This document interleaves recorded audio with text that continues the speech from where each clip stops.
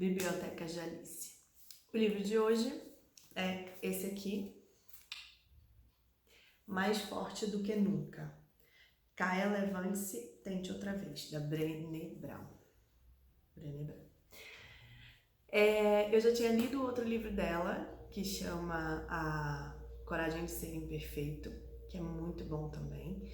E eu resolvi falar um pouquinho sobre esse que eu li agora esse ano, porque eu acho que ele tem a ver aqui com nossa pegada de organização e produtividade. O outro também, mas esse aqui eu acho que tem uma parte mais prática, que talvez faça mais sentido pra gente nessas discussões que a gente vem tendo, certo?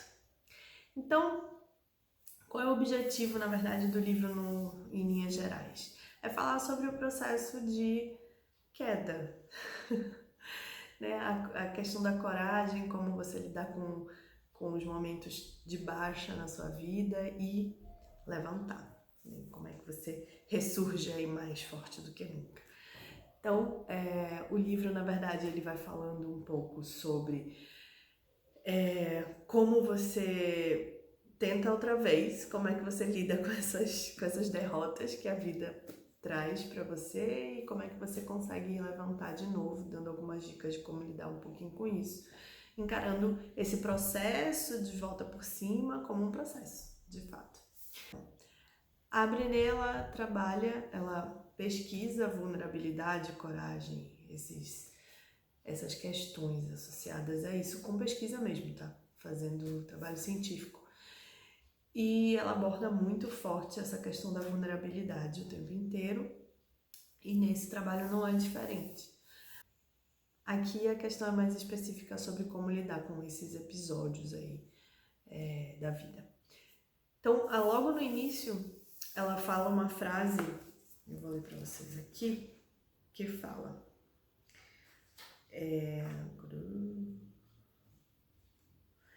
Aqui, com uma arte bem bonita, por sinal. A verdade é que cair dói. O desafio é manter a coragem e descobrir como se levantar. E é disso que ela fala aqui no livro. E por que eu tô falando, antes da gente começar a falar alguns trechos aqui do livro, por que eu tô falando disso aqui no canal de Organização e Produtividade? Eu tô falando sobre isso porque a alternativa a lidar com o processo de dar a volta por cima é você encarar apenas as barreiras na sua vida e não olhar para isso como um movimento cíclico de mudança, que você de fato você tem baixa e aos poucos você vai com as suas próprias competências se desenvolvendo para você passar de novo e aprender alguma coisa com a queda e aí levantar mais forte. A alternativa para isso, que é o que muitas pessoas fazem e que é totalmente improdutivo, é fugir desse processo. Fingir que ele não está acontecendo ou olhar para ele de uma maneira pesada, como se fosse um buraco muito fundo em que você não para de cair e ir para depressão, ansiedade, lidar com isso de uma forma não saudável. E ficar remoendo, na verdade, se colocando no papel de vítima, colocando a culpa no outro ou nas circunstâncias, e isso é uma imensa perda de tempo. E eu não tô falando só isso porque é o clichê da imensa perda de tempo, não. Eu tô falando isso porque eu vejo real, de fato, nos processos de consultoria que eu conduzo, os meus clientes, vários deles, na verdade, passando por esse processo de uma maneira muito negativa, encarando isso como uma coisa, sem o olhar da autorresponsabilidade, olhando para isso como se o problema estivesse no outro, como se a bagunça na vida fosse a culpa das pessoas que moram com ele, ou da crise, ou do momento, ou da maternidade, né? Como se essas coisas que aconteceram fossem responsáveis pela desorganização na vida deles. E não é verdade. Isso tudo pode ser o gatilho, ou seja, pode ser o que fez com que essa questão aparecesse na sua vida, mas isso não necessariamente é a razão pela qual você está daquele jeito. Você pode escolher lidar com isso de uma outra maneira. E é sobre isso que a gente precisa conversar. Na verdade, a gente precisa começar a identificar que outros tipos de situações a gente pode estar vivenciando, ou que outras questões podem estar sendo colocadas dentro da situação que a gente está vivenciando, e fazendo a gente ficar um pouco cego para a real situação por trás. Vai ficar mais claro. Aguenta firme. Vamos falar sobre isso. Vamos lá. Então, começando com esse do desafio aí de manter a coragem. Por que manter a coragem, na verdade, né? Porque todo o processo de dar a volta por cima envolve você primeiro reconhecer a sua parcela de responsabilidade em cima disso. Você perceber que está entrando ou vivenciando esse processo, perceber quais as sensações que estão envolvidas nisso e o que você pode fazer para lidar com isso de uma outra maneira. Então, vou começar falando um pouquinho sobre ela mesma, na verdade, a autora, a Brené, ela fala sobre a relação entre os livros dela, na verdade. Ela tem 3 livros que falam um pouco sobre esse trabalho aí. E aí ela mesma fala que é o seguinte, que os 3 livros, um é A Arte da Imperfeição, o outro A Coragem de Ser Imperfeito, e esse último que a gente vai falar hoje, que é Mais Forte do que Nunca. E aí, os três livros falam sobre coragem, compaixão, vulnerabilidade, mas ela classifica eles mais ou menos assim. A Arte da Imperfeição briga mais pelo fato da importância de você ser você mesmo. A Coragem de Ser Imperfeito faz com que você se entregue por inteiro. Então, assim, deixa a vulnerabilidade, ou abraça a sua vulnerabilidade, se exponha e se entregue por inteiro. E esse Mais Forte do que Nunca é se esse processo todo te traz algum tipo de insatisfação ou de questão, tudo bem, olhe para isso e tente outra vez, ou seja, vá se aprimorando e use isso como uma alavanca aí de progressão, de desenvolvimento pessoal.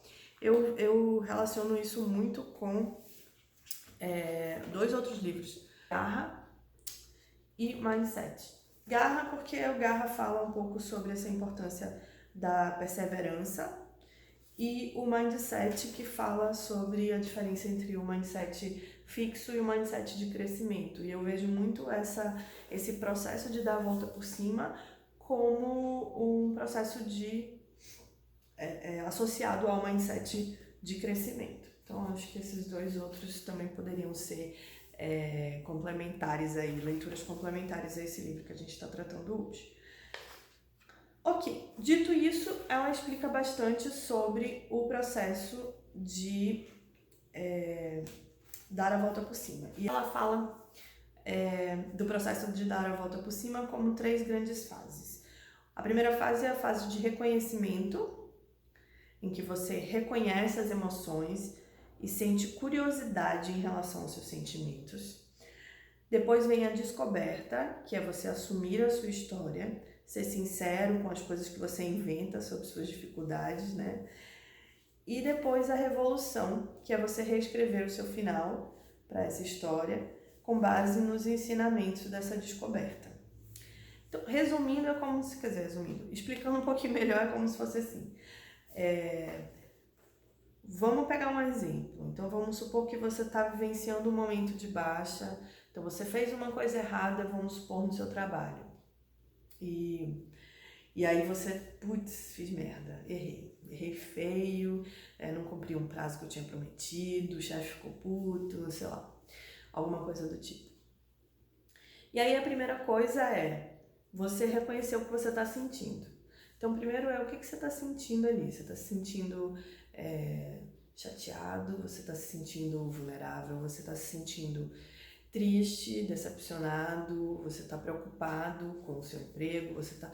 Assim, o que são as sensações que essa história despertou em você. Então, o momento que você está vivendo fez com que você sentisse o quê? E aí você começar a ter um pouco mais de curiosidade com relação a isso, tentando identificar, é como se você pegasse o fio e fosse seguindo esse fio ali das pistas que você vai tendo de acordo com o que você está sentindo. Então é um processo muito forte de autoconhecimento. Você perceber, poxa, eu estou me sentindo triste, mas triste por quê? Ou estou me sentindo decepcionado. Decepcionado por quê? O que eu esperava que acontecesse? Que expectativas que eu tinha com relação a isso? E ir puxando, né, através da curiosidade. E aí a descoberta, que é a segunda etapa, é um pouco você continuar nessa linha da curiosidade e identificar o que de fato você está contando para si mesmo a respeito do que te aconteceu. Toda vez que uma coisa acontece com a gente, ou com outro também, isso também acontece um pouco com o outro, a gente tende a criar, fantasiar ali uma historinha. Então, isso aconteceu, então isso deve agora, o chefe deve estar imaginando que não pode mais confiar em mim, e aí a partir de agora ele não vai me passar mais atividades que tenham a ver com o meu perfil, e aí depois já vi que está com corte na empresa, daqui a pouco sou eu que vou ser demitido, e etc e tal. Então a gente já começa a fantasiar sobre coisas que poderiam ou que devem estar passando pela cabeça das outras pessoas, enfim, a gente começa a pensar em coisas que nem necessariamente são reais. E aí o que a gente tem que fazer primeiro é não brigar com essas histórias, né? Porque a tendência, normalmente, primeiro que a gente nem identifica que a gente está contando uma história pra gente mesmo. E quando a gente identifica, a gente tem a tendência de negar. Então, tipo, nada a ver, não sei o quê, ou então, besteira. E isso não é legal também. Então é importante a gente manter a curiosidade, tá bom? Mas por que será que eu tô imaginando assim? E se isso acontecer de fato? O que eu posso fazer com relação a isso? E aí ela faz algumas perguntas assim também. Ela tem aqui num trecho do livro que ela coloca algumas perguntas para você fazer durante esse processo de descoberta. Por exemplo, o que eu preciso aprender sobre essa situação? O que eu sei? Que suposições eu estou fazendo? O que eu preciso mais aprender e entender sobre as outras pessoas nessa história? Então, que informações adicionais eu preciso? Será que eu não preciso bater um papo com o meu chefe, entender um pouquinho melhor? Que outras perguntas eu poderia fazer e que esclarecimentos poderiam me ajudar? E aí vem aos mais difíceis, ela mesma fala aqui. Agora chegamos às perguntas mais difíceis. Aquelas que é preciso ter coragem e prática para responder. O que mais preciso aprender e entender sobre mim mesmo? O que está por trás da minha reação? O que eu estou sentindo de verdade? Qual foi o meu papel nisso tudo? É a história de você estar lidando mais fortemente com você mesmo e se responsabilizando pelo que você vivenciou e pelo que você está vivenciando. E é só quando você entra nesse nível de busca, né, de percepção, é que você consegue fazer a revolução, que é ressignificar essa história e colocar cada coisa em seu lugar, organizar os pensamentos. Então, é manter a mente organizada. Em vez de você assumir coisas a respeito do que te aconteceu, você começar a perceber o que de fato aconteceu, o que é fato daquela situação, o que é uma história que você está se contando, o que é talvez uma interpretação em cima do que foi dito, que não necessariamente é real. A gente já falou sobre isso, inclusive, quando estava falando sobre o livro anterior, Comunicação Não Violenta. Então, eles perceberam como está tudo mais ou menos relacionado? É um pouco por aí. E aí você reescrever e você fala, não, olha só, isso aqui parece que é uma coisa que eu tenho que procurar saber se é verdade. Essa outra parte não, essa outra parte faz sentido. Olha, isso aqui com certeza eu tô achando que isso aqui não tem nem como dizer, isso aqui é fato, aconteceu, eu entreguei fora do prazo. Mas isso de que eu posso ser demitido por causa disso, não sei. Será que eu não posso chegar lá e assumir o meu erro, pedir desculpas? E ver o que eu posso fazer para poder consertar? E aí lidar um pouco com isso. Isso envolve muito autoconhecimento, isso envolve estar aberto para o aprendizado, isso envolve coragem, né? Que é o que ela fala aqui o tempo todo, porque você precisa olhar para a queda.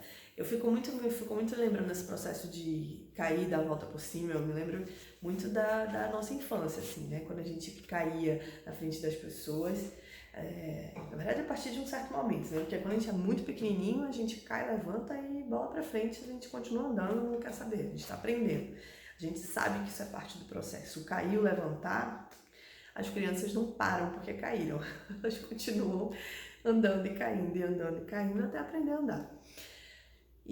Mas tem uma fase que a gente começa já a se sentir mais inibido quando erra, né? Ou seja, porque o outro, os pais, ou a escola, ou sei lá, as pessoas à volta vêm socorrer, eu fico, ai meu Deus do céu. Então a gente absorve um pouco aquilo como se fosse uma coisa ruim. Errar passa a ser uma coisa muito ruim. E não é à toa que a gente está hoje com pessoas muito frustradas por causa disso, porque a gente não aprendeu a lidar com os nossos erros, né? E a gente foi bloqueada aí a se manter em movimento, aprendendo, caindo, levantando e errando. E viver é isso, gente. Viver é cair, levantar o tempo todo. Então eu me lembro muito dessa fase, né, de quando a gente, essa coisa da coragem, eu lembro muito das quedas que eu tive, sei lá, infância e adolescência, a gente caía na escola, sei lá, no colégio, e ficava morrendo de vergonha, tipo, ai meu Deus, todo mundo tá me olhando. E isso é um exemplo bobo, mas é um exemplo também é esse processo, que a gente começa a se contar as histórias por aí. Primeiro a gente se sente envergonhado de ter... e o envergonhado é superficial, então a gente precisa olhar mais fundo. O que eu tô sentindo? Eu tô achando que as pessoas estão olhando para mim, o que isso significa? Se elas estiverem olhando para mim, por que isso é ruim? Como é que eu tô me sentindo? O que o outro pode estar vivenciando nesse momento? O que o outro tá trazendo de questão para mim? Enfim. E aí, a volta por cima é como você lida com a queda depois que você caiu, né? Então, você pode fugir, você pode me esconder, você pode fingir que não aconteceu, levanta, tá tudo bem, ou você pode rir daquilo, você pode, enfim, tem várias formas de você lidar com as quedas, sejam as mais simples e reais, no caso, sejam as mais complexas e mais profundas. E aí ela não deixa também isso de fora. Nos últimos capítulos do livro, ela acaba abordando um pouquinho também algumas outras questões. Ela fala, por exemplo, como lidar com vários tipos de traumas e luto, crítica, algumas situações comuns que fazem a gente se sentir em queda, né? Nesse sentido que ela tá falando. Mas ao mesmo tempo, ela também fala alguns aprendizados ali. Ela compartilha, por exemplo, que na empresa dela, a cultura da empresa, né? Eles valorizam alguns princípios que eles chamam de 5 R's, que são respeito a nós mesmos, aos outros, à história e ao processo. Refletir sobre ideias, estratégias, decisões, criatividade, quedas, conflitos, mal-entendidos, decepções, mágoas e fracassos. Reunir esforços para assumir nossas decisões, nossos sucessos e nossas quedas, integrar os principais ensinamentos fundamentais da nossa cultura e a nossa estratégia e exercer a gratidão. Repor as energias com a família, os amigos, o repouso e o lazer e recorrer aos outros e à comunidade com empatia, compaixão e amor. E eu acho muito bonito assim que ela enquanto empresa tenha esses valores, né, e esses princípios que norteiam aí o trabalho de todo mundo, porque isso tem tudo a ver com um trabalho estruturado e organizado, um ambiente em que as pessoas se sintam à vontade para compartilhar e colocar a criatividade e errar e aprender junto e criar Então eu acho que é super interessante essa abordagem também para a vida, né?